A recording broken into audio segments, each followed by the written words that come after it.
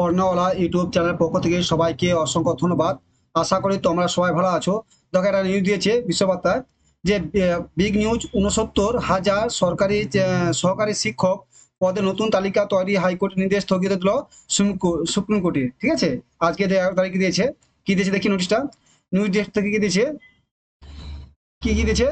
69,000 সহকারী শিক্ষকের নতুন তালিকা তৈরি, হাইকোর্টের নির্দেশে স্থগিতাদেশ দিল দেশের সর্বোচ্চ আদালত সুপ্রিম কোর্ট। উত্তরপ্রদেশ সরকারকে রাজ্যে 69,000 সহকারী শিক্ষক নিয়োগে নতুন বাছাই তালিকা প্রস্তুত করতে নির্দেশ ছিল এলাহাবাদ হাইকোর্ট। সেই রায়ের উপর স্থগিতা দিয়েছে সুপ্রিম কোর্ট। ঠিক আছে, অনিয়মের অভিযোগে সামনে আসায় 2020 সালের জুনে মাস এবং 2022 সালের জানুয়ারিতে উত্তরপ্রদেশে রাজ্যের কর্তৃপক্ষ কর্তৃক জারি করা সহকারী শিক্ষকদের বাছাই তালিকা বাতিল করার নির্দেশ দেওয়া হয়েছিল। হাইকোর্টের সেই রায় স্থগিত দিয়েছে শীর্ষ আদালত, যার মধ্যে 6,800 জন প্রার্থী অন্তর্ভুক্ত ছিলেন।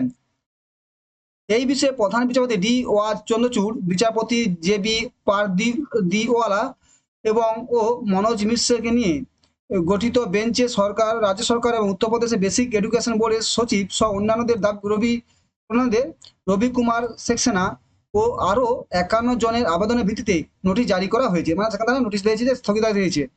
শীর্ষ আদালত জানিয়েছে এই বিষয়ে চূড়ান্ত শুনানি হবে এবং সংশ্লিষ্ট পক্ষগুলির আইনজীবীকে 7 পৃষ্ঠার বেশি সংক্ষিপ্ত লিখিত নোট জমা দিতে বলা হয়েছে। সুপ্রিম কোর্টের এই বেঞ্চ থেকে প্রধান বিচারপতি ডিওয়ার চন্দ্রচূড়, বিচারপতি জে বি পারদিওয়ালা, বিচারপতি মনোজ মিশ্র রাজস্বের কাছে নোটিশ পাঠিয়েছে যে এই মামলার পরে শুনানি হবে 23 সেপ্টেম্বর।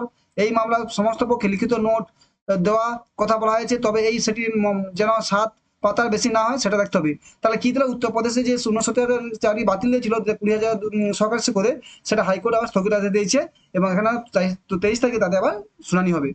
Thank you. তাহলে এটা ছিল উত্তরপ্রদেশের এবং আমাদেরও এটা গুরুত্বপূর্ণ, যারা ওখানে চাকরি করতে যাও তাদের ক্ষেত্রে গুরুত্বপূর্ণ। Thank you.